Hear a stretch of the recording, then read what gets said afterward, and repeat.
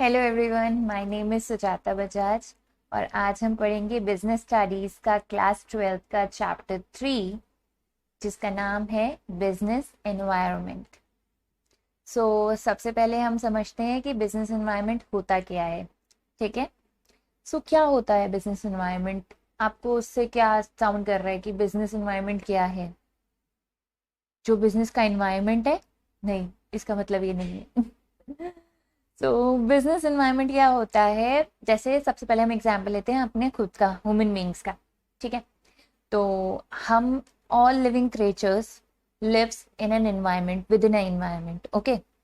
जो हम human beings भी एक एनवायरनमेंट के अंदर रहते हैं। उस एनवायरनमेंट के साथ हमारे क्या होता है, हमारी सोसाइटी होती है, हमारे फ्रेंड्स होते हैं, हमारे पेरेंट्स होते हैं, वो सब हमारे साथ रहते हैं, वो हमारा पार्ट होते हैं एनवायरनमेंट का, वो हमारे एनवायरनमेंट का पार्ट होते हैं। तो हम खुद एक एनवायरनमेंट के अंदर रहते हैं। ठीक है। एनवायरनमेंट के अंदर रहते हैं तो वो एक एनवायरनमेंट कहलाता है। ठीक है। तो ऐसे ही बिजनेस है। बिजनेस भी कोई बाहर, कोई ऐसे हवा में नहीं लटका होता है। ठीक है। कोई हवा में नहीं रहता बिजनेस। बिजनेस भी एक इन्वायरमेंट के अंदर ही चलता है, एक इन्वायरमेंट के अंदर ही रहता है बिजनेस भी। ठीक है। तो बिजनेस को ऐसे ही अपने इन्वायरमेंट के हिसाब से एडजस्ट करते रहना चाहिए। अपने जो फंक्शंस हैं, ऑपरेशंस हैं, उसको अकॉर्डिंग टू इन्वायरमेंट उसको एडजस्ट करना पड़ता है, नेगोशिएट करना पड़ता है, उसके हिसाब से अपने डिसीजंस, ऑपरेशंस को मॉडिफाई करना पड़ता है और उसको टैकल करना पड़ता है। ठीक है। तो फिर ऐसे एक एग्जाम्पल लेते हैं कि क्या है इन्वायरमेंट और क्या होता है। फॉर एग्जाम्पल हम ले लेते हैं जो हमारा लीगल इन्वायरमेंट है।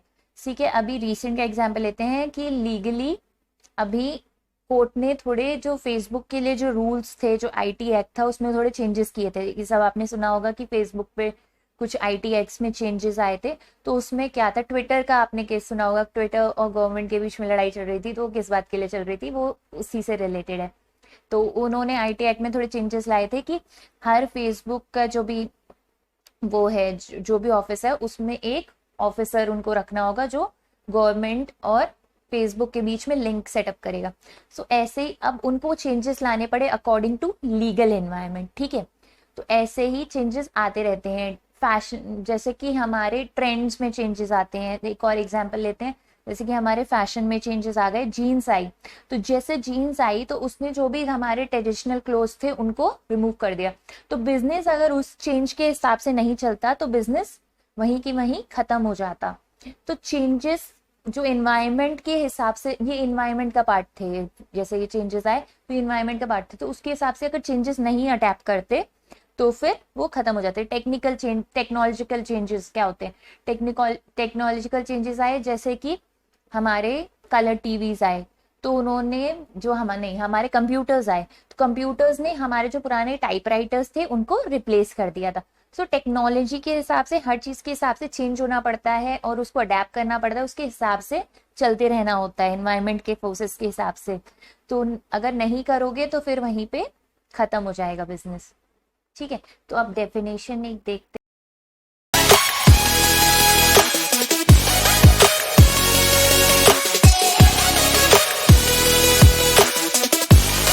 हैं क्या है बिजनेस एनवायरनमेंट की एग्जैक्ट वर्ड्स में। ठीक है।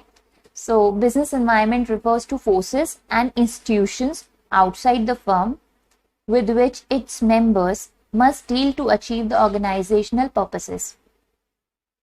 क्या ये बोल रहा है, बिजनेस एनवायरनमेंट जो है वो कुछ फोर्सेस हैं और कुछ इंस्टीट्यूशंस हैं जो आउटसाइड होते हैं हमारे फर्म के, जिन पे हमारा कोई कंट्रोल नहीं होता। ठीक है। We have to adjust according to that. हमें अपने अपने आप को उसके अकॉर्डिंग एडजस्ट करना पड़ता है, क्योंकि हम वो हमारे कंट्रोल में ही नहीं होते। जो कोई चीज हमारे कंट्रोल में नहीं है तो उसके हिसाब से हमें एडजस्ट करना पड़ेगा, हम उसको चेंज नहीं कर सकते। We can not change it.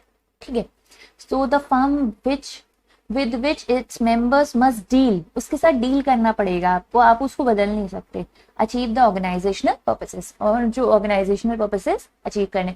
इसमें दो वर्ड्स दे रखे हैं, आपको दिखाई दे रहे होंगे। एक ये लिखा है फोर्सेस और एक ये इंस्टीट्यूशंस दिखाई दे रहा है। ये जो वर्ड्स है ना, इनको समझने होते क्या है। ठीक है।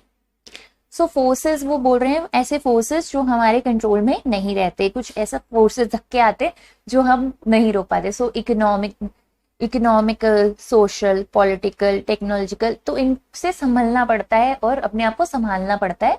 इस तरीके का फोर्सेस होते हैं। और इंस्टीट्यूशंस में हमारे आ जाते हैं सप्लायर्स, कस्टमर्स, कॉम्पिटिटर्स एक्सेट्रा, इनको भी हैंडल करना पड़ता है। So the firm must be aware of these external forces and institutions. So firm को अवेयर रहना चाहिए और इन पे ध्यान रखना चाहिए, जो इनमें चेंजेस आएंगे, जो इनसे चेंजेस आएंगे इन बिजनेस पे, उस चीज को ध्यान रखना चाहिए। ठीक है। The firm must be nagged, keeping in mind these forces and institutions so that the organizational objectives are achieved. नैग्ड क्या है? ये सब जो फर्म मस्ट बी नैग्ड, मतलब एकदम अवेयर रहनी चाहिए और ये जो तंग करने वाले फोर्सेस हैं इनसे, इनको अपने दिमाग में रखना चाहिए। नैग्ड फोर्सेस, जो ये नैग्ड हैं, नैग्ड मतलब जो तंग करते हैं, नैगिंग बोलते हैं ना वर्ड, वही नैग्ड वर्ड है। कीपिंग इन माइंड, ये दिमाग में रखने की, ये जो तंग करने वाले फोर्सेस हैं इनको दिमाग में रखो, ध्यान रखो, उसके हिसाब से अपने उनको ध्यान रखते हुए अपने ऑर्गेनाइजेशनल जो ऑब्जेक्टिव्स हैं उनको पूरा करो। Okay, that's it for the day. ये था इंट्रोडक्शन बिजनेस एनवायरनमेंट का। You can subscribe my page and you can hit a like button and you can comment below if अगर तुम्हें ये सब चीजें समझ में आई आपको तो आप नीचे कमेंट भी कर सकते हो। और इस सब चैप्टर की और भी वीडियोस आएंगी, आप उनको देख लीजिएगा आने वाले दिनों में। और जो पीडीएफ है इसकी, इनके सारे जो इस चैप्टर के पूरे नोट्स हैं वो आपको मिल जाएंगे पीडीएफ फॉर्म में टेलीग्राम पेज पे। मेरा टेलीग्राम पेज है, उसका लिंक मैं नीचे शेयर कर दूंगी, वहां पे जाना और उसको फॉलो कर लेना। वहां पे आपको पीडीएफ मिल जाएगी। Thank you.